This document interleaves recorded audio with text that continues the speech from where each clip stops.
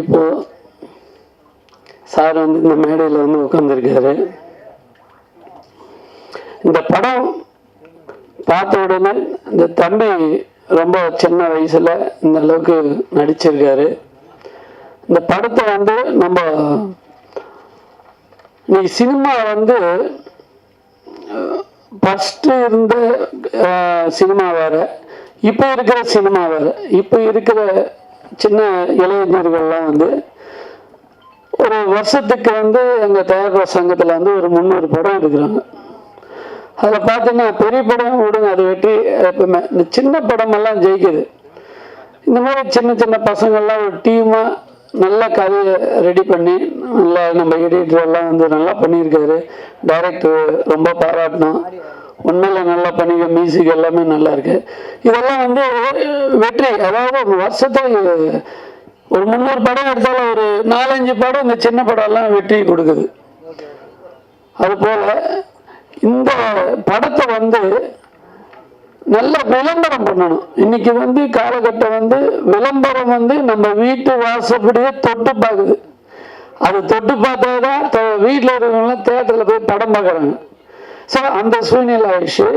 அதனால என்ன படம் எடுத்தாலும் அந்த விளம்பரத்துக்கு ஒரு முக்கியத்துவம் கொடுத்தாதான் ஜனங்க ஏதோ இருக்கு, நம்ம போய் தேட்டரில் பார்க்கலாம் அப்படின்ற ஒரு மனசில் தோணுது. நிறைய பேர் பார்த்தீங்கன்னா, நாங்கள் இப்போ சமீபத்தில் வந்து ஆந்திராக்கெல்லாம் போயிருந்தோம், ஹைதராபாத் போயிருந்தோம், கொச்சினுக்கெல்லாம் நானும் கதிரேசன் சார்லாம் போயிருந்தோம். அங்கே இருக்கிற சினிமா இப்போ ஹைதராபாத்லாம் பார்த்தீங்கன்னாக்கா நிறைய பேர் தேட்டரில் தான் போய் பார்க்குறாங்க படத்தை. உண்மையில் சொல்லுங்க, அந்த ஆந்திரா மாநிலம் நிறைய பேர் ஆடியன்ஸ் வந்து தேட்டரில் போய் படம் பார்க்குறாங்க. அந்த தேட்டரில் போய் படம் பார்த்தாதான் அது நல்லா திருப்தியாக இருக்குது. நம்ம தமிழ்நாட்டில் என்ன செய்கிறாங்கன்னா செல்லில் பார்க்குறாங்க. செல்லில் பார்த்து டிவியில் கனெக்ஷனை கொடுத்து பார்க்குறாங்க. தயவு செய்து இந்த மாதிரி படத்தெல்லாம் தேட்டரில் போய் பாருங்கள். தேட்டரில் போய் பார்த்தாதான் அந்த படத்து நல்லா இருக்கும். செல்லில் வந்து படம் தயவு செய்து பார்க்காதீங்க. ஏன்னா செல்லில் பார்த்தீங்கன்னா உங்களுக்கு ஒன்றுமே புரியாது. சும்மா பார்த்துட்டு திருப்பி ஆஃப் பண்ணிங்க, திருப்பி ஒரு படம் பார்க்கணும். ஒரு 2 மணி நேரம் நேராக போய் தேட்டரில் போய் பாருங்கள். அந்த படம் என்ன எப்படி இருக்குன்றது ரிசல்ட் அப்போ தெரியும். இப்படி கஷ்டப்பட்டு ஒரு ப்ரொடியூசர் எடுக்கிறாரு. எதுக்கு எடுக்கிறாரு? இந்த படத்தை வந்து அது நல்லது கெட்டதெல்லாம் ஜனங்களுக்கு எடுத்து சொல்லணும் அப்படின்ற ஒரு எண்ணத்தில் தான் படம் இருக்கார். சார் வந்து அமெரிக்காவில் இருக்காருன்னு கேள்விப்பட்டேன். அந்த கலை உணவு வந்து அவருக்கு சாருக்கு பாருங்க இருக்கு. நம்ம படம் எடுக்கணும், படம் எடுத்து ஒரு சாதனை பண்ணணும், தன்னுடைய மகனை வந்து ஹீரோ ஆக்கணும் அப்படின்ற ஒரு பெரிய சாதனை. அதாவது எதுக்கு சொல்ல வரேன்னா, நான் இப்படி இருக்கிற ஆர்வத்தோட இருக்கிற ஒரு ப்ரொடியூசருங்கெல்லாம் நீங்க நிறைய பேர் பாதிக்கப்பட்டிருக்காங்க. இதுக்கு எங்கள் சங்கத்தில் வந்து நிறைய இப்போ சில சிஸ்டம் எல்லாம் போட்டிருக்கோம். எந்த ஒரு ப்ரொடியூசர் வந்து நம்ம சங்கத்தில் படம் எடுத்தாங்கன்னா எல்லா டைரக்டரு டெக்னீஷியன் எல்லாமே அக்ரிமெண்ட் ஃபாலோ பண்ணி பதிவு பண்ணி அந்த சங்கத்தினுடைய சட்டப்படி எப்படி எப்படி இருக்கு. ஏன்னா நிறைய பேர் புதுசாக வராங்க, படம் எடுத்துட்டு பாதிலே நிறுத்திடுறாங்க. பார்த்தீங்கன்னா ரொம்ப கஷ்டப்படுறாங்க. இன்னைக்கு பாருங்க, ப்ரொடியூசர் சங்கத்தில் வந்து எவ்வளோ நல்லது பண்ணின்னு இருக்கோம். அதுவே தெரியாம என்ன செய்யறாங்க, சங்கத்துல நம்பர் ஆகாம படமெல்லாம் எடுத்து முடிச்சுட்டு அப்புறமா நம்பர் ஆகிறாங்க. எப்போ ப்ரொடியூசருக்கு வந்து எங்க படம் எடுத்தாலும் ப்ரொடியூசர் சங்கம் நம்பர் ஆகிட்டு அந்த சங்கத்தில் இருக்கிற விதிமுறையெல்லாம் கடைப்பிடிச்சு அதுக்கப்புறம் படம் எடுங்க. நாங்கள் என்ன செய்யறோம்னா, ஒரு படம் எடுத்தா அந்த கதையை கேட்கணும். நல்ல டெக்னீஷியன் ஒரு 1.5 கோடியில் படம் எடுக்கணும். அந்த 1.5 கோடி வந்து ரிட்டர்ன் வரணும். ரிட்டர்ன் வந்தால் தான் அந்த படத்தை நம்ம எடுக்கணும். ஏதோ ஒரு படம் எடுக்கணும், ஆர்வக்கோளாறு எடுத்துட்டு அவன் சொத்துக்கு அல்லது வித்து இந்த படத்தை எடுத்து திருப்பி லாஸ் ஆகிட்டு இன்னைக்கு வந்து பார்த்தீங்கன்னா ஆர்வக்கோளாறுல எடுக்கிறவங்க நிறைய பேர் இருக்காங்க. அது இல்லாமல் ஒரு பிளான் வச்சுக்கோங்க. நல்ல கதையை செலக்ஷன் பண்ணி அந்த நல்ல டைரக்டர் 10 வாட்டி அந்த கதையை கேளுங்க. இன்னொரு டீம் செட் பண்ணிக்கோங்க. நல்ல ஒரு 4-5 பேர் நல்ல சினிமா டெக்னிக்ஸ் தெரிஞ்சுங்க கூட வச்சு அந்த கதையை நல்லா கேட்டு அதுக்கு ஏற்ற டெக்னிக்ஸ் வச்சு அந்த படத்தை எடுத்து வெளியிடுங்க. உண்மையில என்னைக்கும் சினிமா வந்து ஜெயிக்கலாம். அதில் வந்து எந்த லாஸ் வராது. இந்த ஆர்வ கோளாறு எடுக்கிறவங்க தான் இன்னைக்கு லாஸ் ஆகினர்களை கண்டு நல்லா பிளான் பண்ணி எடுத்தாக்கா படம் வந்து வெற்றியை கொடுக்கும், நல்லதும் நடக்கும். தயவு செய்து எங்கள் பத்திரிகையெல்லாம் நிறைய பேர் வந்திருக்கீங்க. நீங்கள் இந்த நல்லா எடுத்துருக்காங்க இந்த படத்தை. இந்த வெற்றி படம்னா நீங்கள் எழுதுகிற எழுத்துல தான் இருக்குது. நல்லா எழுதுங்க, நல்ல விளம்பரம் உங்களால் வரட்டும், அந்த படம் வெற்றி ஆகட்டும். நன்றி, வணக்கம். Thank you so much, sir, for giving this opportunity, Raja sir. எனக்கு இது ஃபர்ஸ்ட் டைம் என்ன பேசணும்னு இன்னும் தெரியல. Thank you for my team, Guru and Tabitha, Raja sir. Thank you so much media for welcoming me. Yeah sir, thank you sir. பொதுவாக அரசியல் மேடைகளில் தான் இருந்து பழக்கம். இப்போ முதல் முறையாக சினிமாவுக்காக வருதுல ஒரு ராஜா அண்ணா வந்து முதல்ல ஒரு படம் எடுக்கிறேன்னு சொல்லிட்டு கூப்பிட்டப்போ அவங்க தர்ஷினி மேமோட ரோல் தான் வந்து கேட்டாங்க. அவர் சீன்லாம் சொன்னப்போ உண்மையாலுமே எனக்கு பயமாக இருந்துச்சு. சார் இது முன்னாடி நான் கேமரா முன்னாடி நின்னதே கிடையாது, கேமரா முன்னாடி பேசியிருக்கோம், யூடியூப் சேனலில் எல்லா சேனல்லையும் போய் பேசுகிறோம் டிவிலலாம். ஆனால் இதெல்லாம் ரொம்ப வெயிட்டான ரோல் சார், என்னால் அது பண்ண முடியாது அப்படின்னு தான் அப்புறமா அவங்க தர்ஷினியை இது பண்ணிவிட்டு தம்பி சொன்னாப்போ ஒரு முக்கியமான ரோல்லாம் இல்லை, 2 சீனில் வருவேன் அவ்வளோதான், சும்மா வந்துட்டு போகலாம். ஏன்னா அவர் முன்னாடி நிறைய இந்த இதில் கான்செப்ட் வந்து ரொம்ப ஒரு அற்புதமான கான்செப்ட்டு.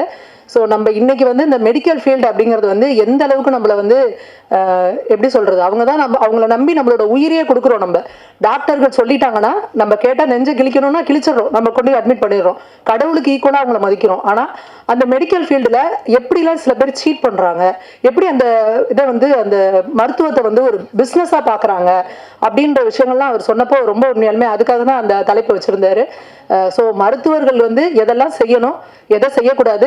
இன்னொன்று நம்மளுமே நிறைய ஒரு அவேர்னஸ் இல்லாமல் சும்மா தலைவலிக்குதுன்னா ஏதோ ஒரு டோலோ போடலாம், காய்ச்சல் நம்ம எல்லாருமே நம்மளே இன்னைக்கு எல்லாரும் அற வைத்தியர்கள் எல்லாருமே சொல்லுவாங்களா, 1000 பேரை கொண்டா அற வைத்தியம் அப்படிங்கிற மாதிரி நம்மளே கொண்டுகிட்டு இருக்கிறோம். அப்போ இன்னைக்கு நம்ம அந்த செல்ஃப் மெடிக்கேஷன் எடுக்கிறதுனால என்னென்ன சைடு எஃபெக்ட்ஸ் வருது, நம்மளோட இளைய தலைமுறையை வந்து நம்ம வந்து எப்படி பலி கொடுத்துக்கிட்டு இருக்கிறோம், அதாவது உணவுலேருந்து இந்த மாத்திரைகள் எடுக்கிறதுலேருந்து நம்ம தாத்தா இருந்தது உடம்பு எப்படி இருந்தது, நம்ம அப்பாலாம் எப்படி இருந்தாங்க, நாம் எப்படி இருந்தோம், இன்னைக்கு நம்ம பிள்ளைங்க எப்படி இருக்கிறாங்க. இன்னைக்கு நம்ம 40 வயசுல நம்ம கூட நடந்துருவோம் போல இருக்கு 1 கிலோமீட்டர், நம்ம பிள்ளைங்களாம் 10 அடி நடக்க மாட்டேங்கிறாங்க, புசுங்கிறாங்க. ஸோ அதுக்கு காரணம் எல்லாமே எதுக்கு எடுத்தாலும் ஓடி போய் ஊசியை போடுறது, எதுக்கு எடுத்தாலும் அவங்களுக்கு மாத்திரையை கொடுக்கறது அந்த மாதிரி. அதனால அவர் எடுத்திருக்க கான்செப்ட் ரொம்ப ரொம்ப நல்ல கான்செப்ட். படம் வந்து நல்லா சிறப்பாக வரணும். இங்கே நிறைய இவங்களாம் விமர்சனம் எழுதுறவங்களாம் வந்திருக்கீங்க, நல்ல பாசிட்டிவான ஃபீட்பேக்ஸ் கொடுங்க. படம் வந்து சிறப்பாக வெற்றி அடையணும். அடுத்ததாக ஒரு வெற்றி விழா நிகழ்ச்சியில் நம்ம எல்லாரும் சந்திக்கணும்னு நினைக்கிறேன். நன்றி, வணக்கம். அப்புறம் தான் தெரியுது இவர் எனக்கு ரொம்ப வேண்டியவர்னு. அண்ணே அவரை பற்றி உங்களுக்கு நல்லா தெரியும். எனக்கு ஃபஸ்ட்டு அவங்க மாதிரி ப்ரொடியூசர் கவுன்சிலில் இப்போ வந்ததுனால நிறைய மாற்றங்கள் இருக்குது. அந்த மாற்றங்கள் அப்படியே தொடரணும், இன்னும் நிறைய பண்ணணும்னு எதிர்பார்க்குறேன். எங்களால் முடிஞ்ச உதவியில் நாங்களும் ப்ரொடியூசர் கவுன்சிலுக்கு பண்ணுறதுக்கான ஏற்பாடு பண்ணிகிட்ருக்கேன். அண்ணன் ஒன்று வந்து உங்கள் வார்த்தையால் பேசுங்க. முன்னாள் கவர்னர் மதிப்பிற்குரிய தமிழிசை சவுந்தரராஜன் அக்கா அவர்களுக்கும் மற்றும் அண்ணன் மதிப்பிற்குரிய எச் ராஜா அண்ணன் அவர்களுக்கும் மற்றும் இந்த விழாவை சிறப்பிக்க வந்திருக்கும் நண்பர்கள் மற்றும் பத்திரிகைத்துறை அனைவருக்கும் இனிய மாலை வணக்கம். கலைத்தாயையும் சினிமாவையும் அரசியலையும் பிரிக்க முடியாததுக்கான விழா மேடை தான் இந்த விழா மேடை நினைக்கிறேன் வந்து உங்களுக்கு. ஏன்னா சினிமாவும் அரசியலும் கலந்துதான் தமிழ்நாட்டில் பல வருஷங்களாக இருந்துகிட்டு இருக்குது.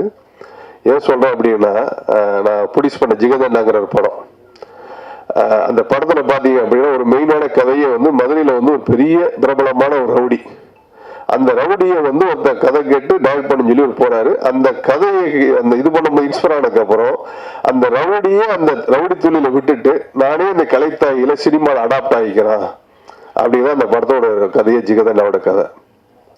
ஏன் அதை சொல்றேன் அப்படின்னா, ஒரு சினிமா ஒரு கலைத்தாய் யாரையுமே எப்பவுமே எந்த நேரத்தில் மாத்திரும், அவங்களுக்குள்ள இருக்கக்கூடிய ஒரு கெட்ட பழக்கத்தையும் மாற்றி ஒரு ரவுடி எப்படி ஒரு திரும்பி வந்து ஒரு திரும்ப வந்து அந்த ரவுடித்தனத்தை வந்து ஒரு நடிகனா மாறுறான் அப்படிங்கிற மாதிரி தான் வந்துட்டு உங்களுக்கு. அந்த மாதிரி வந்து பார்த்தீங்கன்னா இப்போ எச் ராஜா அண்ணா வந்து அரசியலில் வந்து ஒரு பெரிய போல்ட்டா நீங்க பார்த்துருப்பீங்க. அண்ணன் பேசக்கூடிய ஸ்பீச்சா இருக்கட்டும் எல்லாமே வித்தியாசமா பண்ணியிருப்பாரு உங்களுக்கு வந்துட்டு. ஸோ இந்த படத்துல பாத்தீங்கன்னா ஒரு முக்கியமான ஒரு கதாபாத்திரத்தை வந்து பண்ணியிருக்காரு உங்களுக்கு வந்துட்டு. ஸோ அதனால சினிமாவும் அரசியலும் கலந்துதான் வந்து நீ ஃபுல்லா போய்கிட்டே இருக்குது உங்களுக்கு வந்துட்டு.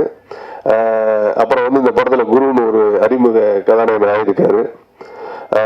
ஏன் சொல்ல வந்தோம்னா உங்களுக்கு அந்த சினிமா அரசியல் வந்து ஏன் அப்படி சொல்ல வந்தோம்னா, டாக்டர் ராஜேந்திரன் சார் வந்து பாத்தீங்கன்னா எம்பிபிஎஸ் முடிச்சுட்டு எம்டி முடிச்சுட்டு அசிஸ்டன்ட் ப்ரொஃபஸர் ஆகி ஸோ அமெரிக்காவுக்கு போயிட்டாரு. அமெரிக்கா போனதுக்கு அப்புறம் வந்து அவர் கலைத்தாய் சினிமாவோட தாகம் வந்து பாருங்க. திரும்ப அவர் அங்கிருந்து இங்க வர சொல்லி அவர் அந்த படத்தை டைரக்ட் பண்ணி பண்ணியிருக்காரு. ஸோ இதுதான் சினிமாவோட தாகம். வருஷத்துக்கு கிட்டத்தட்ட ஒரு 225 படங்கள் வருது அப்படின்னா அதுல கிட்டத்தட்ட பாத்தீங்கன்னா ஆல்மோஸ்ட் ஒரு 150 தயாரிப்பாளர்களும் சரி 100 இயக்குநர்களும் சரி புதுசா இந்த படத்துல ஜெயிச்சிட மாட்டோமா அந்த படத்துல ஜெயிச்சிட மாட்டோமா தொடர்ந்து வந்துகிட்டே இருக்கு. இதுதான் கலைத்தாய் வந்து நம்ம கொடுத்துக்கக்கூடிய ஒரு பெரிய பொக்கிஷமா நான் நினைக்கிறேன். ஸோ இந்த படத்தை டைரக்ட் பண்ணிக்கக்கூடிய ராஜேந்திர சுப்பண்ணி சாருக்கும் இந்த படத்தை ப்ரொடியூஸ் பண்ணிக்கக்கூடியதுக்கும் அப்புறம் இந்த படத்துல எடிட்டர் சார் வந்து ராஜமோகன் சார் வந்து ரொம்ப நெருங்கிய நண்பர். அவர் ஆல்மோஸ்ட் தேசிய விருதில் வாங்கியிருக்காரு உங்களுக்கு வந்துட்டு. அவர் இந்த படத்தை பணியாற்றிருக்காரு. ஸோ இந்த படம் மாபெரும் வெற்றியடை செய்யாதை மாபெரும் வெற்றியடை எல்லாம் மலை இறைவனை வேண்டி விடைபெறுகிறேன். நன்றி, வணக்கம். 35 ஆண்டுகள் சிறுநீரகத்துறையில் லட்சம் சிறுநீரக நோயாளிகளை பார்த்துருக்கிறேன். ஏறத்தாழ ஒரு 45 கிட்னி ஸ்பெஷலிஸ்ட்டுக்கு நான் டீச்சராக இருந்திருக்கேன். அதுபோக எனக்கு ஒரு யுனிக்காக வந்து அரசாங்க மருத்துவமனையில் அன்றைக்கு முதல் சேரும் பொழுது எம்பிபிஎஸ் முடித்தோடனே அது வந்து எனக்கு கொடுத்த அப்பாயின்மெண்ட் ஆர்டரில் Tamil Nadu medical service is please to appoint you அப்படின்னு என்னை கொடுத்தாங்க. இன்றைக்கி வந்து அன்னைக்கு வந்து மெடிக்கல் சர்வீசஸ் அப்படின்னு இருந்த வார்த்தை இன்றைக்கி ஹாஸ்பிட்டல் இண்டஸ்ட்ரின்னு மாறிப்போச்சு. ஹாஸ்பிட்டல் இண்டஸ்ட்ரின்னு மாறின பிற்பாடு அங்கே வந்து ப்ராஃபிட் இஸ் த டார்கெட். லைஃப்பில் எல்லாருக்கும் பணம் தேவை. நான் மருத்துவ மாணவர்களுக்கு சொல்லும் பொழுது இதுதான் சொல்லுவேன், உங்களுக்கும் பணம் தேவை எனக்கும் பணம் தேவை. ஏன்னா நம்ம பெட்ரோல் பங்கில் என்னென்னா நானும் பணம் கொடுக்கணும் நீங்களும் பணம் கொடுக்கணும். அதனால் வாங்கும் பொழுது நீங்கள் பணம் எல்லோருக்கும் தேவை தான். அது வாங்கும் பொழுது இப்படி குனிந்து நின்று வாங்கிக்கோங்க. அவங்க இப்படி பாக்கெட்லேருந்து எடுக்காதீங்கன்னு சொல்லுவேன் என்னோடய ஸ்டூடெண்ட்ஸுக்கு. குனிந்து நின்று வாங்கிறது உங்களை சேவைக்கு. தஞ்சாவூர் மருத்துவக் கல்லூரியில் இருந்து நான் ஆரம்பத்தில் பணியாற்றிய பொழுது போகிற ஒவ்வொரு பேஷண்ட்டும் வெத்தலை பாக்கு பழம் ஒன்றும் இல்லைன்னா எலுமிச்சை பழமாவது வாங்கி அரசாங்க மருத்துவமனையில் நன்றி சொல்லிட்டு போவாங்க. அந்தளவுக்கு அவங்களுக்கு சொல்லுவோம். மரியாதைக்குரிய அண்ணன் டிஆர் பாலு அவர்கள் இருக்கட்டும், அவங்களுடைய குடும்பமாக இருக்கட்டும், மன்னை நாராயணசாமி அவர்களுக்கு வைத்தியம் பார்த்த அனுபவம் இருக்கிறது. அதே போல் மரியாதைக்குரிய புரட்சித் தலைவரின் துணைவியார் ஜானகி அம்மா அவர்களுக்கு வைத்தியம் பார்த்த அனுபவம் இருக்கிறது.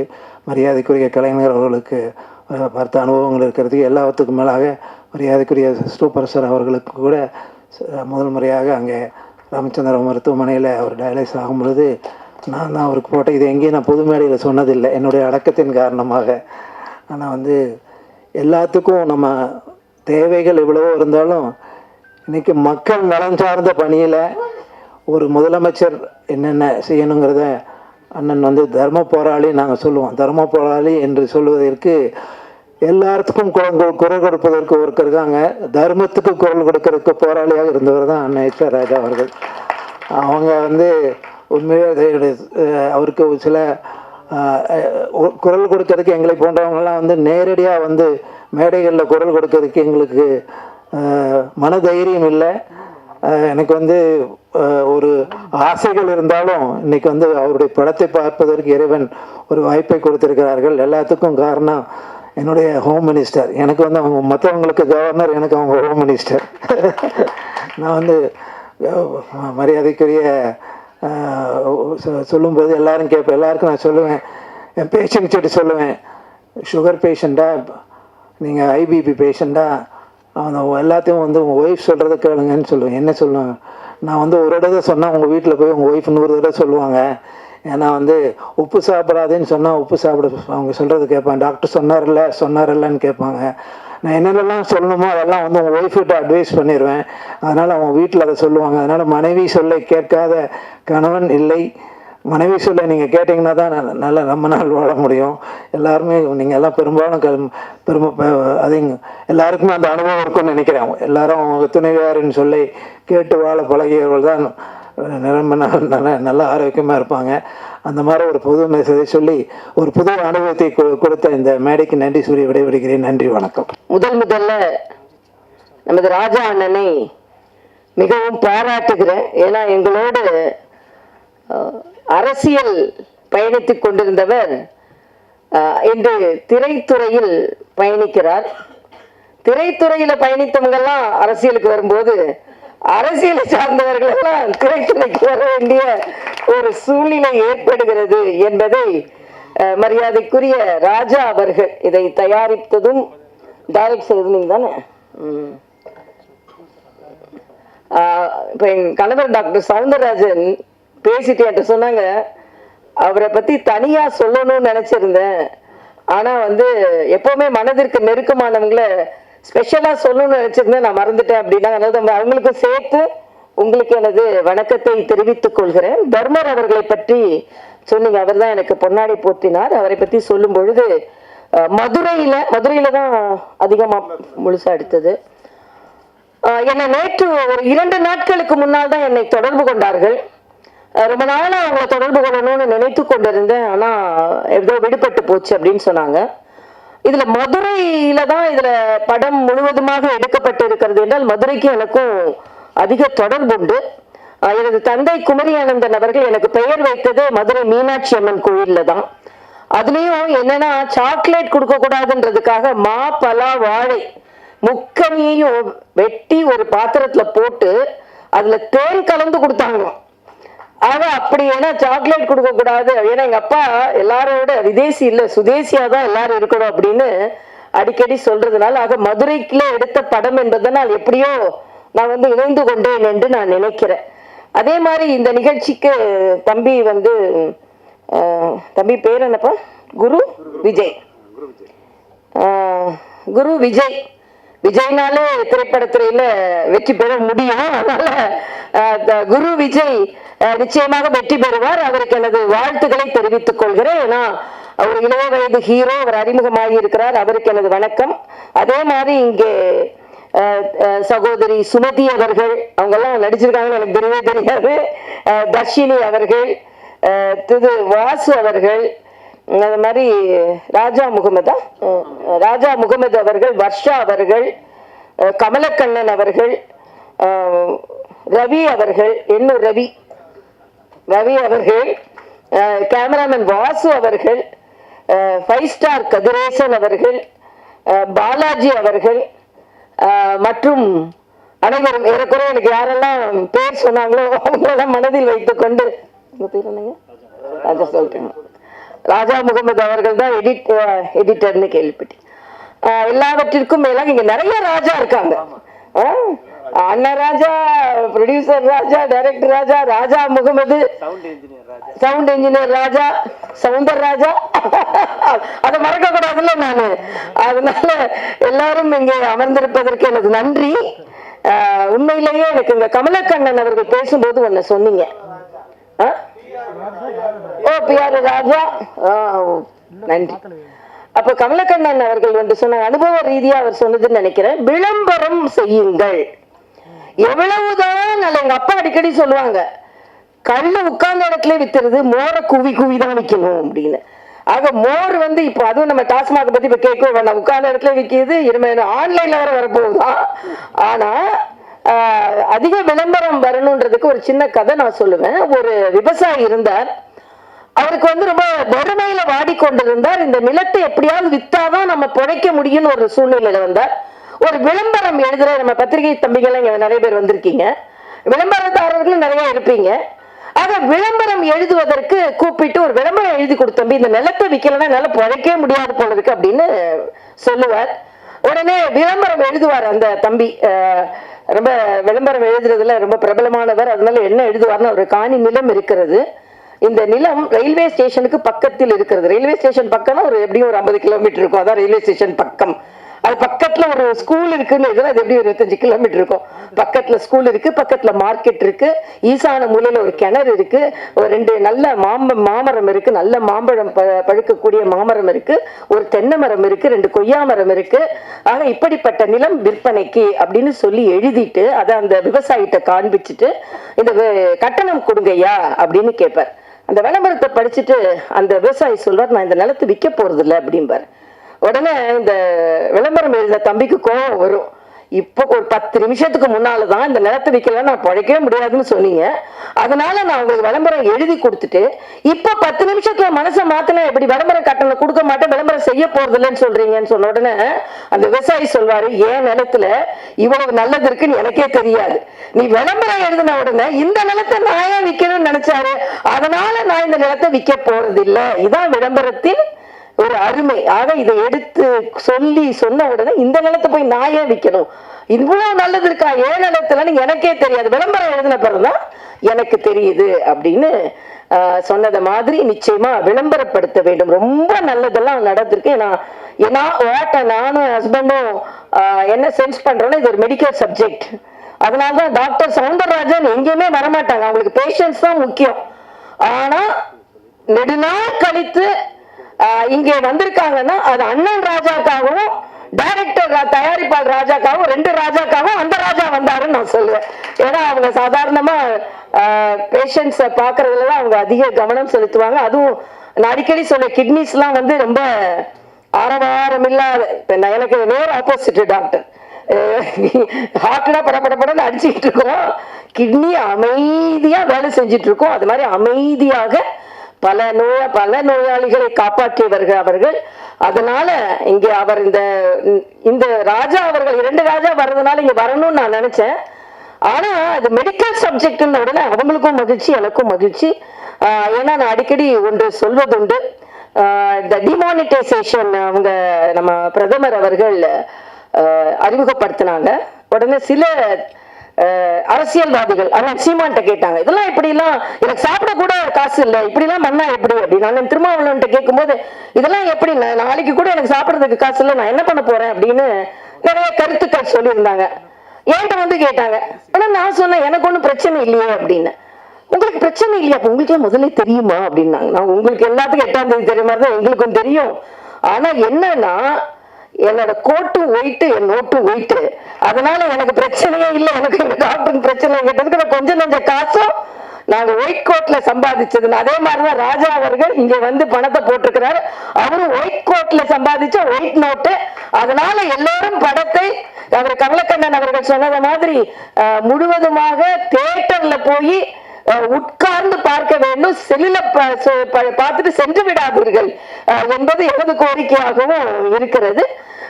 இன்னும் சொல்ல போனா இதுல வந்து மருத்துவத்துறையில நான் பெருமையா இந்த இடத்திற்கு வந்து நின்று சொல்கிறேன். கரோனா காலத்துல பிபிஇ கிட் போட்டு நான் தான் முதல்ல போனேன்னு அன்றைய முதல்வர்லாம் சொல்லி கொண்டு இருந்தாங்க. இல்ல, முதலில் நிர்வாகத்தில் இருந்து மருத்துவர்களுக்கு உதவி செய்ய வேண்டும் என்று பாதுகாப்பு அதிகாரிகள் அனைவரும் வேண்டாம் என்று சொன்ன பின்பும் பிபிஇ கிட் போட்டு அங்கே மருத்துவமனைக்கு நுழைந்த முதல் நிர்வாகத்தை சார்ந்தவர் நான் என்று நான் உங்களோடு பெருமையாக தெரிவித்துக் கொள்கிறேன். ஏன்னா கொரோனா நேரம் அவ்வளவு கொடுமையான காலமாக இருந்தது. தெலுங்கானால ஒரே நேரத்தில் 30 மருத்துவர்கள் பாதிக்கப்பட்டார்கள். டாக்டர் ஸ்ட்ரைக் பண்றாங்க, நாங்க ஏன் பாதிக்கப்பட வேண்டும் என்று. அப்பொழுது மருத்துவர்கள் ஸ்ட்ரைக் பண்ணா நோயாளிகள் எல்லாம் பாதிக்கப்படுவார்கள், அவர்களுக்கு தைரியம் சொல்லணுன்றதுக்காக நான் பிபிஇ கிட் போட்டு எனக்கு பாதுகாப்பு அதிகாரிகள் மறுத்த பின்பும் நான் அங்கே சென்றேன். இதுல மரியாதைக்குரிய பாரத பிரதமர் அவர்களை நான் சொல்லியே ஆக வேண்டும். பிபிஇ கிட் சைனால இருந்து வந்த பிபிஇ கிட்னாலதான் 30 டாக்டர்களுக்கு வந்தது. அன்று கரோனா ஆரம்பித்த நேரத்தில் பிபிஇ கிட்டே தயாரிக்காத ஒரு நாட்டில் ஒரே நாளில் 2 லட்சம் பிபிஇ கிட் தயாரிக்கும் அளவிற்கு இந்த நாட்டை முன்னிறுத்தினார் என்றால் அது பாரத பிரதமர் அவர்கள் தான். ஆக கரோனா நேரத்தை நான் இங்கே நினைவு கூறும் பொழுது பாரத பிரதமர் அவர்களை நினைவு கூறாமல் இருக்கவே முடியாது. அதே மாதிரிதான் தடுப்பூசி, 150 நாடுகளுக்கு தடுப்பூசி கொண்டு போனோம் என்றால் அதற்கு பாரத பிரதமரின் அந்த முயற்சி தான் காரணம். அதுல முதலில் அந்த தடுப்பூசியை உருவாக்கியவர் நம் தமிழ்நாட்டை சார்ந்தவர், குடியாத்தத்தை சார்ந்த, அதாவது பாரத் பயோடெக்காரர்கள் ஹைதராபாத்ல இருந்தாலும் தமிழ்நாட்டை சார்ந்தவர்கள். ஆக உலகத்திற்கே தடுப்பை கொடுத்தது யார் என்றால் தமிழ்நாட்டை சார்ந்தவர்கள். இங்கே அண்ணன் ராஜா அவர்கள், 2 அண்ணன் எனக்கு அண்ணன் தான், அதனால அண்ணன் ராஜா அவர்களை ஒரு வார்த்தை வருது, ஆட்சியே போனா கூட போதையை ஒழிக்க முடியவில்லை என்றால் ஆட்சியே போனாலும் பரவாயில்லை என்று சொல்லக்கூடிய தைரியம் பாரதிய ஜனதா கட்சிக்காரர்களுக்கு மட்டும்தான். எப்படினாலும் ஆட்சியை பிடிச்சிடலாம் அப்படின்னு இல்லை, மக்களுக்கு கெடுதல் வருகிறது என்றால் எங்களுக்கு எதுவுமே தேவையில்லை என்று தான் நாங்கள் எல்லாம் பணியாற்றி கொண்டிருக்கிறோம். இந்த சமுதாயம் அதையும் உணர்வார்கள் என்று நான் நினைக்கிறேன். அதனால ஒரு நல்ல நிகழ்ச்சி, மருத்துவத்துல சம்பாதிச்சு இங்கே திரைப்படம் எடுத்திருக்கிறார். நான் அடிக்கடி ஒன்று சொல்வதுண்டு, நான் ராமச்சந்திரா மருத்துவக் கல்லூரியில் பணியாற்றி கொண்டிருக்கும் பொழுது ஒரு நோயாளி ரொம்ப கவலையா இருந்தார். அவர்கிட்ட கேட்டேன், ஏங்க இவ்வளவு கவலையா இருக்கீங்க, என்னாகுமோன்னு கவலைப்படாதுங்கன்னு சொன்னேன். அதுக்கு அந்த நோயாளி சொன்னார், என்னாகுமோன்னு கவலைப்படல டாக்டர், எவ்வளவு ஆகுமோன்னா எனக்கு கவலையாக இருக்கிறது என்று சொன்னார். ஆக எல்லா டாக்டரும் அப்படி கிடையாது, நாங்க எல்லாருமே சேவையில மருத்துவம் பார்ப்பவர்கள். எங்க டாக்டர்லாம் பாத்தீங்கன்னா கிட்னி டிரான்ஸ்பிளான்ட்டே நிறைய நாள்ல ஃப்ரீயா பண்ணி கொடுக்குறாங்க. அதனால நாங்க எல்லாருமே ஒரு நியாயமான மருத்துவர்கள். அதனாலதான் அநியாயமான மருத்துவர்களை பார்த்தவுடன் கோபம் வந்திருக்கிறது இவர்களுக்கு. அதனால மருத்துவர் இதை பார்த்த உடனே மருத்துவர்கள் எல்லாருமே இப்படிதான் நினைச்சிடாதுங்க, நல்ல மருத்துவர்கள் இருக்கிறார்கள் என்பதற்கு ஆரம்பமாகவே சொல்வதற்காகத்தான் நாங்கள் எல்லாம் இங்கே வந்திருக்கிறோம் என்று நான் நினைக்கிறேன். அதனால நிச்சயமாக இந்த படம் வெற்றி பெற வேண்டும். எனக்கு ரொம்ப சினிமா பார்க்குற பழக்கம் கிடையாது. ஒருத்தர் வந்து விளையாட்டா சொல்றேன், ஒருத்தர் வந்து ஒரு கதை எழுதிட்டு முடிக்க முடியாம ஒரு டாக்டரை கூப்பிட்டாராம். எனக்கு கதையை முடிக்க முடியலைங்க அப்படின்னு நீங்க கொஞ்சம் வாங்கினாராம். உடனே டாக்டர் சொன்னாரா, எங்களை பேஷண்ட்ஸை பார்க்க தானே கூப்பிடுவாங்க, நீங்க ஏன் கதையை முடிக்கிறதுக்கு என்ன கூப்பிடுறீங்க, நிறைய பேர் கதையை நீங்க முடிச்சிருக்கீங்க, அதனால உங்களை நான் கூப்பிடுறேன் அப்படின்னு சொன்னாரா. அப்படிப்பட்ட டாக்டர் நாங்க கிடையாது. ஆனாலும் இந்த கதையை வளர்க்கறதுக்கும் கதையை நல்லா நடத்துறதுக்கும் நாங்க இங்க வந்திருக்கோம். எல்லாத்துக்கும் மேல நான் பிரதானமா இங்க வந்தது ராஜா அண்ணனுக்காக. ராஜா அண்ணன் நாங்க எல்லாரும் ஒரு அரசியல் கட்சியில இருந்து எல்லாரும் எவ்வளவோ லாபகரமாக, அரசியல் என்றாலே அது பட்டத்திற்கும் பதவிற்கும் சம்பாத்தியத்திற்கும் என்று இல்லாமல் கொள்கைக்காக தனது வாழ்நாளில் உரக்க குரல் கொடுத்து கொண்டிருக்கும் தர்ம போராளிக்காக நாங்கள் இங்க வந்தோம் அப்படின்றதுல நான் பெருமை அடைகிறேன். அது மட்டும் இல்ல, டாக்டர் சவுந்தரராஜன் அவர்களை எந்த நிகழ்ச்சிக்கும் நான் கூட்டிட்டு வரமாட்டேன். ஏன்னா நான் ஹோம் மினிஸ்டர்னு சொன்னா ஹோம் மினிஸ்டர் கொஞ்சம் ஸ்ட்ரிக்டா இருந்தாதான் நல்லது. ஆனாலும் அவர்களும் வந்தார்கள் என்றால் உண்மையிலேயே 2 ராஜாக்களுக்கும் நாங்கள் வணக்கம் செலுத்துவதற்காக நான் மறுபடியும் சொல்றேன், எல்லா தமிழ்நாட்டு மக்களுக்கு நான் கேட்டுக்கொள்கிறேன், இந்த படத்தை தியேட்டரில் சென்று பார்த்து நல்லதை நல்லவர்களுக்காக, டூஸ் அண்ட் டோன்ட்ஸ், இது ரொம்ப நல்ல பேரு, செய்யாதே, நல்லதை செய், நல்லது இல்லாததை செய்யாதே என்றதான் வரும்னு நான் நினைக்கிறேன். அப்படிதான் இருக்க முடியும். ஆனா அரசியல்வாதி அப்படி சொல்ல முடியாது. அரசியல்வாதி நல்லதை செய்வாங்கன்னு சொல்ல முடியாது.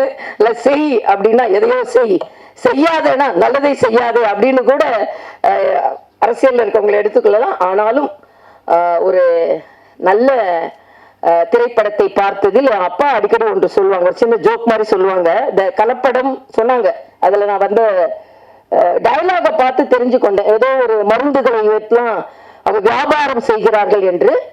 அந்த நேரத்தில் கலப்பட மருந்துகள் அதிகமாக வந்து கொண்டிருந்த நேரம் ஒரு நோயாளி டாக்டர்கிட்ட போறாரு. டாக்டர் மருந்து எழுதி கொடுக்கறாரு. அதனால எங்க அப்பா அடிக்கடி சொன்ன ஒரு சின்ன இது, அந்த காலத்துல கலப்பட மருந்து வந்து கொண்டிருந்த நேரத்துல டாக்டர்கிட்ட போங்க, ஏனென்றால் டாக்டர் பிழைக்க வேண்டும் அல்லவா. டாக்டர் கொடுத்த மருந்து சீட்டை கொண்டு மருந்து கடைக்காரரிடம் கொடுங்கள், மருந்து கடைக்காரர் பிழைக்க வேண்டும் அல்லவா. மருந்து கடைக்காரர் கொடுக்கின்ற மருந்தை தயவு செய்து சாக்கடையில் கொட்டி விடுங்கள் என்றால் நீங்கள் பிழைக்க வேண்டும் அல்லவா. அது மாதிரி போலிகளை பார்த்தெல்லாம் நாம ரொம்ப எச்சரிக்கையா இருக்க வேண்டிய காலத்துல உண்மையானவர்கள் மேடையில் அமர்ந்திருக்கிறீர்கள். உங்கள் முயற்சி முற்றிலும் வாழ்த்துக்களை நான் தெரிவித்துக் கொள்கிறேன். ஒவ்வொருவரும் முயற்சி, எப்படி மருத்துவர்கள் ஒரு அறுவை சிகிச்சை செய்யும் பொழுது அதுல ஸ்டாஃப் நர்ஸ், மயக்க மருந்து நிபுணர், ward boy, ward technician, doctors, anaesthesiologist, surgeon எல்லாரும் சேர்ந்து ஒரு நோயாளியை பிழைக்க வைப்பதை போல இங்கே தயாரிப்பாளர், டைரக்டர், எடிட்டர், அதே மாதிரி எல்லாரும் பிஆர்ஓ, லைட் பாய், அது மாதிரி எல்லாரும் நிறைய எனக்கு டெக்னிக்கலாக சொல்ல தெரியல, அவங்க எல்லாரும் சேர்ந்து தான் ஒரு நோயாளியை பிழைக்க வைப்பதை போல ஒரு திரைப்படத்தை உருவாக்குகிறார்கள். அந்த திரைப்படத்தை எல்லோரும் பார்த்து மகிழ்ந்து உங்களுக்கும் லாபமாக இருக்கணும், அவங்களுக்கும் லாபமாக இருக்கணும்னு சொல்லி கடந்து வாழ்த்தி விரைவிடுகிறேன். இந்த திரைப்படம் மிகுந்த வெற்றியை பெற வேண்டும். சுமதி அவர்கள் சொல்லும்போது சொன்னாங்க, எல்லாரும் நம்ம வெற்றி விழாவில் வருவோம் என்று. இந்த திரைப்படம் வெற்றி விழாவை கொண்டாட வேண்டும் என்று வாழ்த்தி விடைபெறுகிறேன். நன்றி, வணக்கம். உங்களுக்கு நல்ல எக்ஸ்பீரியன்ஸ் இருக்கும். அந்த படத்தில் இருக்க கதை அருமையாக சொல்லிட்டீங்க. இதான் கதையை அவங்க அழகாக சொல்லிட்டாங்க. நீங்கள் வந்து நிறைய எனக்கு கொஞ்சம் ஃப்ரஸ்ட்ரேஷன் தான். நான் மதுரையில் படித்தேன், பிறந்தது காரைக்குடி தேவைப்பட்டேன், மதுரையில் படித்தேன், ஜிஹெச்சில் இருந்தேன், சார்ட்டு ஸ்டூடெண்ட்டு. அப்புறம் ஸ்டான்லி மெடிக்கல் காலேஜில் இருந்தேன். நம்ம சினிமா டெக்னீஷியன்ஸு நிறையா டெக்னீஷியன்ஸ் எனக்கு தெரியும். நான் என் வீட்டுக்கு வருவாங்க நிறையா. நான் இல்லைனாலும் ஒரு டீம் இருப்பாங்க. ஸ்டான்லி, கீழ்பாக்கு, ராயப்பேட்டை, இங்கே என்ன ஹெல்ப்னாலும் நான் இல்லைனாலும் அங்கே உடனே ஃபோன் பண்ணி யார் அட்மிட்டாக இருந்தாலும் உங்களுக்கெல்லாம் நாங்கள் பண்ணியிருக்கேன். நான் 2000 2004 வரைக்கும் இருந்தேன். அதுக்கு முன்னால் நான் யூஎஸ் கிளம்பி போயிட்டேன். யூஎஸ்ல வேறு நாட்டில் இருந்தேன். லண்டன் போயிட்டு லண்டனில் பிடிக்கல, வெஸ்ட் இண்டீஸில் இப்போ ஒரு முக்கியமான சாமியார் அங்கே இருக்கார், அந்த ஊரில் தான் இருந்தேன். அங்கே யூனிவர்சிட்டியில் இருந்தேன். அதுக்கு பின்னால் அமெரிக்கா போனேன். அமெரிக்காவில் இப்போ போய் 10-12 வருஷம் ஆச்சு. எனக்கு கொஞ்சம் தாக்கங்கள் இருந்தது. நம்ம நிறைய விஷயங்கள் மக்களுக்கு சொல்லணும் அப்படின்ட்டு. இந்த படத்தை பொறுத்தவரையில் நான் வந்து எனக்கு வந்துட்டு போன செலவு தான் அதிகம் படத்தை காட்டலாம்.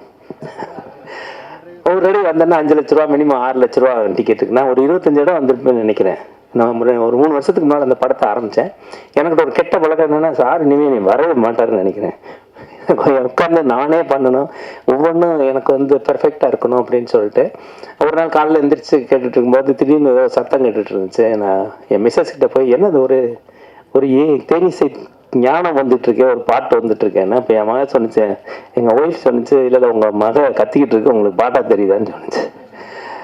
அப்புறம் தான் சொன்னேன், இல்லையே அது பாட்டு மாரி இருக்கே, ஒரு இங்கிலீஷ் பாட்டு. என்ன அது அமெரிக்கன் சிட்டிசனு, அது பாடுறது நமக்கு புரியாது.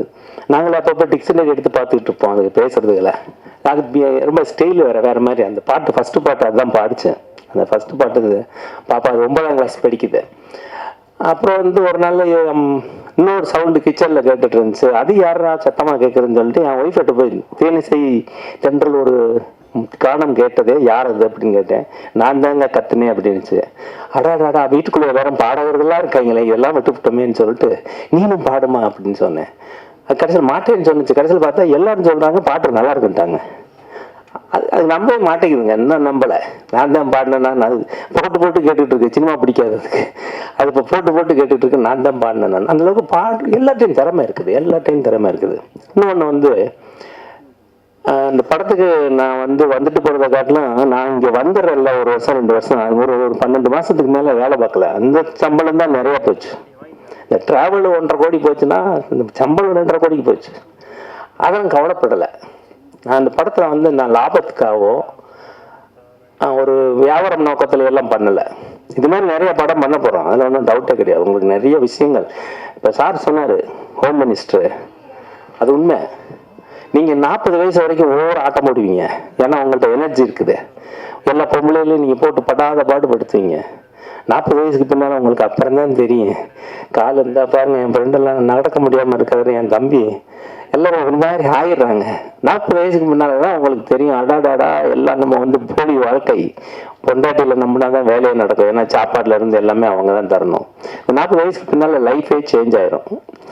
அதை நான் சொல்லுவேன். இந்த அமெரிக்காவில் கத்தோலிக் கிறிஸ்டியன்ஸ் நிறையா இருப்பாங்க, ப்ரொட்டஸ்டன்ட்டு.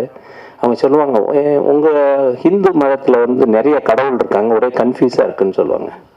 நான் சொல்லுவேன், உங்கள்கிட்ட நல்ல வேலையாக ஒரே கடவுள் இருக்காங்க, அதனால் குழம்பாமல் ஒரே சாமியை கும்பிட்டுறீங்க. முஸ்லீமில் அல்லாவை கும்பிட்டு போயிடுறீங்க, ஹிந்து இதில் கிறிஸ்டினில் ஜீசஸை கிறிஸ்டி போயிடுறீங்க. ஆனால் எங்கள் இதில் உண்மைதான். ஆனால் இந்த மதத்தில் தான் நிறைய விஷயங்கள் இருக்கு. ஒரு பேசிக் நாலேஜில் என்னென்னா சிவபெருமான். நான் சொல்லுவேன், எங்கள் சீஃப் ஆஃப் தி கார்டு கூட ரூல்ஸ் அண்ட் ரெகுலேஷன் இருக்குது. எங்கள் சீஃப் ஆஃப் கார்டாக இருந்தாலும் பொண்டாட்டியை மதிக்கலைன்னா அவரை வீட்டை விட்டு வெளியில் விரட்டி விட்டாங்க. அவர் வீட்டில் சுடுகாட்டில் தான் தெரிஞ்சார், சோத்து கலைஞ்சார். அதை வந்து நீங்கள் நம்ம வந்து சொல்கிறோம். ஆக்சுவலாக திஸ் இஸ் ரியல் ட்ரூ. காடாக இருந்தாலும் சட்டம் தான் அது இந்துக்கள் மட்டும்தான் இருக்குது. அப்புறம் எல்லாம் டிபார்ட்மெண்ட், நீங்கள் எம்பிஏ எல்லாம் தனியாக படிக்க வேண்டாம், எல்லா டிபார்ட்மெண்ட்டும் இருக்குது உங்கள்கிட்ட. ஒவ்வொரு சாமியை எடுத்துக்கிட்டீங்கன்னா அதான் சொல்லுவேன், நீ எஜுகேஷன்னு போனீங்கன்னா லட்சுமியை இது சரஸ்வதியை கும்பிடணும், பணம் வேணும்னா லட்சுமியை கும்பிடணும், இதில் பிட்டடிச்சு பாஸ் பண்ணணும்னா விநாயகரை போய் கும்பிடணும். ஏன்னா எந்த பிட்டு எந்த பக்கத்தில் இருக்குன்னு அப்போ தான் தெரியும். இவங்க பிட்டுக்கு படிக்கிறத காட்டுவோம், பிட்டு எங்கே எந்தெந்த பிட்டு எந்தெந்த இடத்துல இருக்குன்னு வைக்கிற பிட்டு இருக்கு, அதுதான் கன்ஃபியூஸ்.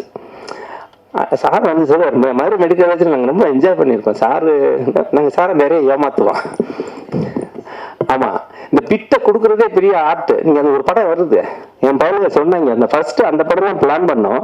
ஃபர்ஸ்ட் அதை பார்க்குறதுக்கு ஒரு நல்ல படமா எடுத்தால் தான் அப்புறம் வேறு டீசெண்டாக பார்ப்பாங்க, இல்லைன்னா ஒரு மாதிரி ரவுடியாக பார்த்துருவீங்க, இந்த ஆள் படிச்சாரா படிக்கலான்னு தெரியாது அப்படிங்கிறதுனால உண்மையாக கொஞ்சம் பார்க்குறதுக்கு ஒரு பகுமானமாக ஒரு நல்ல படம் மாதிரி எடுத்து கொடுத்துருக்கேன். இன்னொன்று வந்து இந்த படத்தில் கதை இருக்கான்னு கேட்டுறாதீங்க, கதையே கிடையாது, உண்மையாக சொல்கிறேன். ஏன்னா நிறைய கான்செப்ட், ஒரு நிறைய விஷயங்கள் நீங்கள் ஒவ்வொருத்தரும் ஒவ்வொரு விஷயங்கள் ஏமாறுறீங்க, அதை நான் சொல்லக்கூடாது. அதனால தான் கற்பனை உலகம்னு சொல்லி வச்சுருக்கேன். ஏன்னா நிறைய எல்லா டாக்டர்ஸ் தான் கெட்ட டாக்டர்ஸ், நிறைய டாக்டர்ஸ் நல்லவங்க, நிறைய டாக்டர்ஸ் நல்லவங்க, நர்சஸ்லாம் சூப்பர். ஏன்னா நம்ம இந்தியாவில் தான் பெஸ்ட்டு டாக்டர்ஸ் நர்சஸ். நீங்கள் போன உடனே வைத்தியம் பார்க்குறீங்க, வெளியில் போய் பாருங்கள். அமெரிக்காவிலலாம் ஏன் நான் ஒரு டாக்டர், எனக்கு பிரைமரி டாக்டருக்கு நான் வந்து 1.5 மாதம் வெயிட் பண்ணணும், அப்பாயின்மெண்ட் கிடையாது. ஆஸ்பத்திரிகளில் போனீங்கன்னா நான் டாக்டர், என் ஆஸ்பத்திரி பெரிய ஆஸ்பத்திரி, 1000 பேர் இருக்காங்க, 1000 பேஷண்ட்டு, நான் பெரிய டாக்டர் இங்கே. ஏன்னா எல்லா டாக்டர்களும் தெரியும், எனக்கு வைத்தியம் பார்த்துருவாங்கன்னு வச்சுருங்க, அது வேறு. நம்ம எப்படி இங்கே ஸ்டான்லியில் இருந்தோ எப்படி மதுரை மெடிக்கல் இருந்தோ எனக்கு செல்வாக்கு எங்கே போனாலும் இருக்குது, அது ஒன்றும் பிரச்சனை இல்லை. நான் தமிழ் டாக்டர்ஸ் அசோசியேஷனில் 4 ஸ்டேட்டுக்கு நான் தான் கவர்னர். 1500 டாக்டர் நான் உருவாக்கி விட்டேன். ஆக்சுவலி 600 டாக்டர் தான் இருந்தாங்க. நான் ஒரு 2 வருஷமாக அந்த டாக்டர்ஸுடைய எண்ணிக்கையை 1200 டாக்டர் ஆக்கியிருக்கேன், தமிழ் டாக்டர்ஸ் அசோசியேஷனு. அது மாதிரி நிறைய உருவாக்கிட்டு இருக்கோம். இப்போ நான் எதுக்கு சொல்ல வந்தேன்னா, இது ஒரு மானிட்டரி பெனிஃபிட்டுக்காக நான் பண்ணலை. ஏன்னா எனக்கு வந்த செலவை காட்டிலும் படத்தில் செலவு கம்மி தான். ரெண்டாவது இப்போ பார்த்தா நாங்கள் மதுரையில் ஓன் பில்டிங்கே வாங்கியிருக்கோம். இப்போ நடிகர்கள்லாம் தங்குறதுக்கு எல்லாத்துக்கும் பில்டிங், ஒரு ஸ்டுடியோவே ரெடி பண்ணிகிட்ருக்கோம். மெட்ராஸ்லேயும் பண்ணுறேன். இல்லை இங்கே நிறைய நல்ல நல்ல சப்ஜெக்டில் நல்ல நல்ல கதையெல்லாம் வச்சுட்டு டேரக்டர்ஸு டெக்னீஷியன்ஸ்லாம் இருக்காங்க, இவங்களெல்லாம் உருவாக்கணும். எங்களுக்கு வந்து கஷ்டம் கிடையாது. நிறைய டாக்டர்ஸு டென்டிஸ்ட்லாம் வர்றாங்க, அவங்கெல்லாம் நிறைய போட போகிறாங்க பணம். அவங்கனால உங்களை நிறைய பேரை உருவாக்கணுங்கிறது தான் எங்களோடது. ரெண்டாவது, நீங்கள் நிறையா விஷயங்களை படிச்சுட்டு போங்க. இப்போல்லாம் நிறைய கூகுள்லேயே நிறைய விஷயங்கள் வருது, என்னென்ன மெடிசன்ஸ் இதெல்லாம் சொல்லி நிறைய இருக்குது. இன்னொரு பெரிய பெருமை என்னென்னா, நம்ம ஊரில் இங்கே ஒரு சொர்க்கங்க, அது நீங்கள் எல்லோரும் சொர்க்கத்தில் இருக்கீங்க. நீங்கள் வெளிநாட்டுக்கு போனீங்கன்னா தான் தெரியும். சும்மா நாங்களாம் சும்மா அம்பக்கு இந்த பைவில் எல்லோரும் அந்த ஊரில் போயிட்டு வரும்போது இப்போ இந்த ஆஃப்டர் செட் போட்டுட்டு பண்ணுற பந்தா தாங்க முடியலைங்க. நீங்கள் வேறு டாக்டர் நீங்கள் பார்த்துருப்பீங்க, பேண்டை போட்டு வருவீங்கன்னா எதிர்பார்த்துருப்பீங்க. நான் வேஷ்டி கட்டணும்னு சொன்னேன். நான் மாடு பிடிச்சி வந்தேன். நாங்கள் கிராமத்தில் இருக்கிற அந்த சாரு தெரியும்னா, அவரும் பால் கறப்பாரு, நானும் பால் கறத்துருவேன். ஏன் சார்? ஆமாம், நாங்கள்லாம் சும்மா எளிமையான ஆட்கள் தான். நாங்களும் விவசாய குடும்பத்தில் இருந்து வந்தவங்க தான். ஆனால் என்ன ப்ராப்ளம்னா, ஏமாத்துறது. இப்போ நமக்கு வந்து என்ன பெருமைனா, இந்தியங்கிற ஒரு பெரிய மகப்பெரிய நம்ம உண்மையிலேயே பயங்கரமான இந்தியன் அப்படிங்கிறது நீ வெளியில் போனால் தாங்க தெரியுது. ஆமாம், நீங்கள் வெளியில் போய் பார்த்துக்கிங்கன்னா இன்னைக்கு நம்ம இந்தியா ஒரு பயங்கரமான பேரோடு இருக்குது. இன்னைக்கு நான் சொல்லக்கூடாது அரசியல், நான் பேசக்கூடாது, நான் அரசியல்வாதி கிடையாது. என்கிட்ட சார் கூட கேட்பாங்க, சார் ராஜா சாரை நடிக்க வச்சிருக்கிறாரு, ஒரு பிஜேபியாக இருப்பார் அப்படின்னு. ஆனால் நமக்கு அரசியலுங்கிறது கிடையாது. ராஜா சார் வந்து என்னுடைய அண்ணனுக்கும் தம்பி முத்துசெல்வம் இருக்கார், எங்களுக்கெல்லாம் வந்து அவங்க வந்து ஒரு குடும்ப நண்பர். என்னுடைய மைத்துனர் அவர் காரைக்குடி வைஸ் சான்சலர் இருந்தார், காரைக்குடியில் எங்கள் அண்ணன் வக்கீலாக இருக்கிறாரு. எல்லாம் அவங்கெல்லாம் ராஜா சாருக்கு ரொம்ப குடும்ப நண்பர்கள். எனக்கு இந்த ரோலுக்கு வந்து ராஜா சார் ஆப்டாக இருப்பார் அப்படின்னு சொல்லி நான் போய் ஒரு நாள் ஃபோன் பண்ணேன். உடனே வர சொன்னார். போனேன், பார்த்தேன், பேசினேன். அவ்வளவு, அதாவது எனக்கு வந்து எப்படி சொல்கிறதுன்னு சொல்லிட்டு நான் ரோலை சொல்லி எனக்கு பண்ணணும் அப்படின்னு சொன்னோன்னே ஒரு வார்த்தையோட சொல்ல, தம்பி எனக்கு நடிக்க தெரியுமான்னாரு. நீங்கள் நடிக்கவே வேணாம், பாரதி ராஜா வந்து சிவாஜி கணேசன் அப்படியே வாங்க நடங்க போங்கன்னு சொன்னார், அது மாதிரி நீங்கள் அதே மாதிரி செஞ்சால் போதும் அப்படின்னு சொன்னேன். அதே மாதிரி தான் செஞ்சார். ஆனால் பார்த்தீங்களா, சிவாஜி கணேசனுக்கு பின்னால் அடுத்து ஒரு ஆள் வந்துட்டார். உண்மையில ரொம்ப பெருமையாக இருந்துச்சு. ரொம்ப அழகாக பண்ணியிருக்காரு, எமோஷனல். அப்படியா அதை காட்டில் எனக்கு என்னதுன்னா, மெட்ராஸ்லேருந்து ஷூட்டிங்க்கு வர்ற ஒரு நாள் தான் நான் அவரை ரொம்ப கஷ்டப்படுத்தக்கூடாதுன்னு கூப்பிட்றதுக்கு நான் ஃப்ளைட் டிக்கெட்டு போட்டேன். அவர் உடனே அங்கேருந்து சத்தம் மாட்டார், எப்படி டிக்கெட் போடுவேன் நீ? நான் போட்டேன். அந்த உடனே பணத்தை கொடுக்க சொல்லிட்டார். இப்படியெல்லாம் நேர்மையான ஒரு மக்கள்லாம் பார்த்தா எனக்கு ஆச்சரியமாக இருக்குது. உண்மையிலே அவர் எனக்கு தலை வணங்கணும் அவர்கிட்ட. அது மாதிரி அவருக்கு உடம்பு சௌகரியம் இல்லை, எனக்கு நல்லா தெரியும். இந்த ஸ்ட்ரோக்குக்கு முன்னால் நான் வந்து அவரை பார்த்து, என் மிஸ்ஸஸ் அங்கேருந்து அமெரிக்காவிலேருந்து வாட்ச் பண்ணுறாங்க, வீடியோ எடுத்துகிட்டு இருக்காங்க. சொல்கிறாங்க, அவர் ஒரு மாத்திரை சாப்பிட்டாரா, அவரை தூங்க விடுங்க, ரெஸ்ட் எடுக்க விடுங்க. டப்பிங்க்கு வந்துட்டார், ஷூட்டிங்க்கு சொல்லிக்கிட்டே இருக்காரு. நான் 12 மணியாக இருந்தாலும் உனக்கு இருந்து எடுக்கிறப்பான்ட்டு 6 மணியோட முடிச்சிட்டேன். நீங்கள் வந்ததே போதும். அவர் இப்படி ஒரு கலைஞனை நான் பார்க்க முடியாது. அவரை வந்து நீங்களாம் அரசியல்வாதியாக பார்க்குறீங்க, ஒரு பெரிய கலைஞன். அவர்கிட்ட நிறைய விஷயம் இருக்குது. நான் இன்னொன்று கூட நினச்சிட்டு இருந்தேன், முதல் மரியாதையினுடைய அடுத்த பாகத்தையோ இல்லைன்னா தேவருமானுடைய அடுத்த பாகத்தையோ நான் எடுக்கணும்னு பிளான் பண்ணியிருக்கேன். இல்லைங்க, இவர் ஒரு பெரிய ஞானி. ஆமாம், மேடத்தை நான் பிளான் பண்ணேன். என்ன ப்ராப்ளம்னா ஒரு கவர்னர் ஆகிட்டாங்க. இந்த கவர்னர் ஆனால் ஒன்றும் பண்ண முடியாது. நம்ம எப்படி சிஎம் விஜய் ஆகிட்டாரோ, நீங்கள் எப்படி மிஸ் பண்ணுறீங்களோ அது மாதிரி இந்த மாதிரி அரசாங்கத்தில் போய் உட்காந்துட்டீங்கன்னா பண்ண முடியாது. நானும் கவர்மெண்ட் அதிகாரி இருந்தால் பண்ண முடியாது. ஆனால் நல்லா கவர்மெண்ட் அந்த அம்மா ஒன்று இருந்துச்சு, ஒன்றும் சொல்லலை. நான் கவர்மெண்ட் அதிகாரி இருக்கும்போது சில சினிமா இதெல்லாம் வந்து அதை நான் நடித்த படத்தையே அந்த அம்மா போட்டு பார்த்துச்சு, காக்கா காக்கான்னு ஒரு படம். ஆனால் நல்ல வழியாக கலைஞர் கருணாநிதி, ஜெயலலிதா அம்மா, எம்ஜிஆர், அதுக்கு பின்னால் இப்போ நம்ம விஜய், எல்லாருமே கலைஞர்கள். அவங்க வந்து நீங்கள் கலைத்துறையில் நீங்கள் இருந்தாலும் அரசாங்கத்தில் இருந்தாலும் பயப்படாதீங்க. நிறைய பேர் கலைஞர்கள் இருக்காங்க, சில அதிகாரிகள்லாம் இங்கே இருக்காங்க. நீங்கள்லாம் கலைஞர்கள், வெளியில் வரலாம். முதலமைச்சர்களை பொறுத்தவரை யாரும் சொல்ல மாட்டாங்க, ஏன்னா இவங்கெல்லாம் கலைஞர்கள். நம்மளும் இருக்க அரசியல்வாதியெல்லாம் கலைஞர்கள் ஆக்கிட்டோம்னா நமக்கு பிரச்சனை கிடையாது. அதனால் ரொம்ப நன்றி. என்னுடைய மிகப்பெரிய மதிப்புக்கும் மரியாதைக்கும் உரிய மேடம், நல்லா வந்து என்னை ரொம்ப கௌரவிச்சிட்டிங்க. சார் வந்து அவருடைய ஸ்டூடெண்ட் என்றைக்குமே. ஆமாம், ரொம்ப நன்றி. என்னுடைய வேண்டுகோளுக்கு நம்ம ப்ரொடியூசர் சங்கத்தில் எனக்கு மிகவும் உறுத்தான நண்பர்கள். இப்போ ராஜா சாரை வந்து ஒரு சிறப்பு, அவர் ரொம்ப நேரம் இருக்கக்கூடாது, ரொம்ப எனக்காக ரொம்ப வந்துட்டு நீங்கள் உட்காந்தே பேசுங்க. முன்னாள் ஆளுநர் திருமதி தமிழிசை சவுந்தரராஜன் அவர்களே, டாக்டர் சவுந்தரராஜன் அவர்களே, திரு ராஜசேகர் அவர்களே, மற்றும் மேடையில் இருக்கின்ற இந்த படத்தின் மூலமாக கலைஞரானவர்கள் அல்லது ஏற்கனவே கலைத்துறையில் இருப்பவர்கள் அனைவருக்கும் என்னுடைய சிறந்தாழ்ந்த வணக்கத்தை சொல்லி, நீங்கள் பார்த்தீங்கன்னா சரியாக 6 மாதம் வந்து எல்லா டாக்டர்களும் இப்போ இன்றைக்கி செக்கப்புக்காக வந்திருந்தேன். நீங்கள் பார்த்தீங்கன்னா டாக்டர் சொல்கிற முதல் வார்த்தை, இவ்வளவு சீக்கிரம் பெரலிட்டிக் ஸ்ட்ரோக் வந்து ரெக்கவர் ஆனவங்க ரொம்ப ரேர் அப்படின்னு சொன்னாங்க. அதுக்கு வந்து டாக்டர் தமிழிசை சவுந்தரராஜன் அவர்கள் என் கூடவே இருந்தது ஒரு காரணம். என்ன வந்து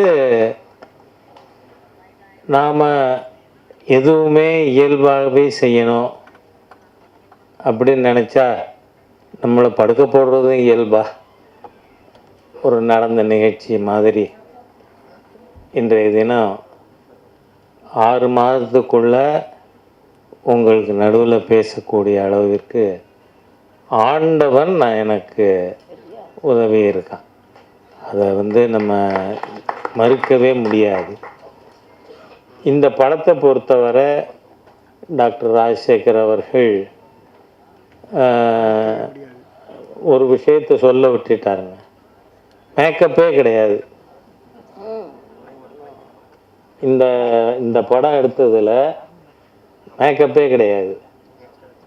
சாதாரண காஸ்டியூமில் வந்தேன். படம் அவங்க சொன்னதை செஞ்சு கொடுத்துட்டு நாம் வீட்டுக்கு வந்துட்டோம். அந்த அளவிற்கு இந்த படம் பெரிய அளவில் மக்கள்கிட்ட வரவேற்பை பெறுங்கிற நம்பிக்கை எனக்கு இருக்கிறதுக்கு ஒரே காரணம், நாம் இயல்பாக சூழ்நிலைக்கு ஏற்ற மாதிரியாக இந்த படத்தை டாக்டர் ராஜசேகர் அவர்கள், அவருடைய டீம், தம்பி குரு, இவங்க எல்லாருமா சேர்ந்து எடுத்திருக்காங்க. நீங்கள் பார்த்தீங்கன்னு சொன்னால் ஒரு லாப நோக்கில் நீங்கள் லாபங்கிறது எப்போவுமே இந்த கேபிட்டல் தாஸ் கேபிட்டல் அதை படித்தீங்கன்னா தெரியும். சர்ப்ளஸ் வேல்யூ தியரி அப்படின்னு. அந்த சர்ப்ளஸ் வேல்யூ இல்லைன்னு சொன்னால் அடுத்த இன்வெஸ்ட்மெண்ட்டுக்கு எங்கேருந்து பணம் வரும்? அதனால் கம்யூனிஸ்டுகளோட தியரியே கம்யூனிஸ்டுகள் தான் உடைச்சாங்க. அது இட்ஸ் இம்ப்ராக்டிகபிள் அப்படின்னு சொல்லி அந்த சர்ப்ளஸ் வேல்யூ அது வர முடியாது அப்படின்னு கம்யூனிஸ்ட் நிரூபிக்குது. அந்த மாதிரியாக நம்ம நாட்டில் பல்வேறு சம்பவங்கள் நமக்கு ஒரு பாடமாக அமைஞ்சிருக்கு. அதில் இந்த கதை வந்தது கொரோனா சமயத்தில். அந்த சமயத்தில் மக்களுக்கு அந்த ஒர்க்கோட வேல்யூ என்ன அப்படின்னு புரிய வைக்கணும். நீங்கள் பார்த்தீங்கன்னா இந்த படத்தில் ஒரு காட்சி வரும். இதில் பணியாட்களுக்கு 50,000 ரூபா, நர்ஸுகளுக்கு 40,000, டாக்டர்மா கோச்சக்கூடாது, டாக்டர்களுக்கு 20,000 போனஸ் கொடுங்க அப்படின்னு. இதில் காரணம் என்ன? 24 மணி நேரமும் உழைச்ச ஒரு கம்யூனிட்டி உண்டுன்னு சொன்னால் அது அந்த சுத்திகரிப்பாளர்கள். அவங்க அன்னைக்கு ஒரு நாள் ஸ்ட்ரைக் இருந்திருந்தா கூட நாம் நாறி போயிருப்போம். அந்த மாதிரியாக இந்த மருத்துவத்துறையின் மூலமாக மக்களுக்கு எப்படி போய் அடைய முடியும் என்பதையும், அதில் ஊழல் செய்கிறவனை ஆட்சியே போனாலும் ஊழல் செய்கிறவனுக்கு எதிராக நடவடிக்கை எடுக்கணும் அப்படிங்கிற தீம் மக்கள்கிட்ட சென்றடைவதற்காக எடுக்கப்பட்ட படம். நிச்சயமாக எனக்கு நல்ல நம்பிக்கை இருக்குது. வர்ற வெற்றி விழா நடக்கும் பொழுது நான் ஓடி போய் மைக்கில் நின்று பேசுகின்ற அளவிற்கு நிச்சயமாக இருக்கும் என்கின்ற என்னோட நம்பிக்கையும் தெரிவித்து, இந்த படம் வெற்றி பெறணும். அதை மக்கள் அனைவரும் ஏன்னா இன்னைக்கு 3வதுன்னா சூப்பர் ஸ்டார் ரஜினிகாந்த் அவர்கள் என்னை பார்க்க வந்தார். அப்போ வாங்க எப்படி இருக்கீங்க அப்படின்னு கேட்டேனா, என்னங்க நீங்கள் எப்படி இருக்கீங்கன்னு பார்க்கறதுக்கு நான் வந்திருக்கேன், என்ன எப்படி இருக்கீங்கன்னு நீங்கள் கேட்குறீங்களேன்னு. டாக்டர்ஸ் வேர் சர்ப்ரைஸ்டு. பெரலிட்டிக் ஸ்ட்ரோக் வந்தவர் அவர் வாங்கன்னு வரவேற்கிறார் அப்படின்னா அந்த அளவிற்கு ஆண்டவன் அருளோடு இருக்கான் அப்படிங்கிறத நாம் மறுக்கவே முடியாது. எனவே இந்த விஷயத்தில் படம் மிகப்பெரிய வெற்றியாக ஓடும். அந்த ஓடுறத ராஜா ஓடி போய் பார்ப்பான். அந்த அளவுக்கு சூழ்நிலை இருக்கும், உங்களுடைய ஆசை இருக்கும் அப்படிங்கிறத தெரிவித்து வார்த்தைகளை நிறைவு செய்கிறேன். வணக்கம். 100% பொய்யை தான் சொல்லணும். ஏன்னா 10வது படிச்சுக்கிட்டு இதுக்கு கேட்பாங்க, இந்த கலெக்டர் உத்தியோகம் கேட்பாங்க. நீங்கள் அதுக்கு போய் இல்லைன்னு சொன்னீங்கன்னா உங்களை அடிக்க வந்துடுவாங்க. பார்த்துருவோம்ப்பா, சொல்லிடுவோம்ப்பா, ஜெயிச்சிருவோம்ப்பா, கிடைச்சிருப்பா, சொல்லிடுவோம், எம்எல்ஏட்ட சொல்லியிருக்கேன், எம்பி கிட்ட சொல்லியிருக்கேன், பொய்யை சொல்லிட்டு இருக்கணும். அந்த மாதிரி சூழ்நிலையில் வர்றது ரொம்ப கஷ்டம். இந்த ரெட்டை வாழ்க்கை எங்களுக்கு கஷ்டம். இன்னொன்று உங்களுக்கு மெயினாக என்ன சொல்ல வந்தேன்னா, என்னுடைய மனைவிக்கு நான் ரொம்ப நன்றி சொல்லணும். நீங்கள்லாம் ஒன்று தெரிஞ்சுக்கோங்க, ஒய்ஃபை மட்டும் நல்லா மதிச்சிருங்க. அது மட்டும்தான் நான் கற்றுக்கிட்டேன். அதாவது நான் ஒன்று சொன்னேன், எல்லாத்துக்கும் எஸ் சொல்லி பார்த்துருங்க. ஒய்ஃப் கிட்ட உங்க லைஃப் சூப்பரா இருக்கும். அதை மட்டும் செஞ்சிருங்க. சார் அதை தான் செஞ்சுட்டு இருக்காரு போல இருக்கு. ரெண்டு பேரும் ரொம்ப ஹாப்பியா நாங்களோட நான் மட்டும்தான் செஞ்சுட்டு இருக்கேன்னு நினைச்சு இங்க பார்த்தா இங்கேயும் நடக்குது. உலகம் ஃபுல்லா அதான் நடக்குது போல இருக்கு. என் மிஸ்ஸஸ் தாங்க எல்லாத்துக்கும் காரணம். எனக்கு ரொம்ப தைரியம் கொடுத்தது எங்க அம்மா அப்பா இறந்ததுனால. எங்க அம்மாட்ட நான் முடியலன்னா மடியில போய் படுத்தா அந்த சுகம் எனக்கு காய்ச்சல் வந்தோடனே நம்ம ஒய்ஃப் கிட்ட மடியில படுத்திருக்கும் போது கிடைச்ச அந்த சுகம் அதான். இன்னைக்கு உங்களுக்கு என்னுடைய பர்சனல் அட்வைஸ், ஒய்ஃபை மட்டும் நீங்க கண்கலமா வச்சுக்கோங்க. அதுதான். அதை நாங்கள் சாரும் அவங்க ரெண்டு பேரும் வந்தது ரொம்ப உண்மையிலே இருக்குது. அதுக்கான படம் தான் அடுத்த படம். உங்களுக்கு 2 படம் ரெடி ஆகிட்டு இருக்கு. நன்றி. இந்த விழாவில் சில பேர் லேட்டாக வந்திருப்பீங்க. இந்த திருப்பூர் தடவை 10 போடுவாங்க. சார் உடம்பு சரியில்லை கிளம்பிடுவாங்க. இந்த யாரும் பார்க்காதவங்க திருப்பூர் பார்க்கலாம்.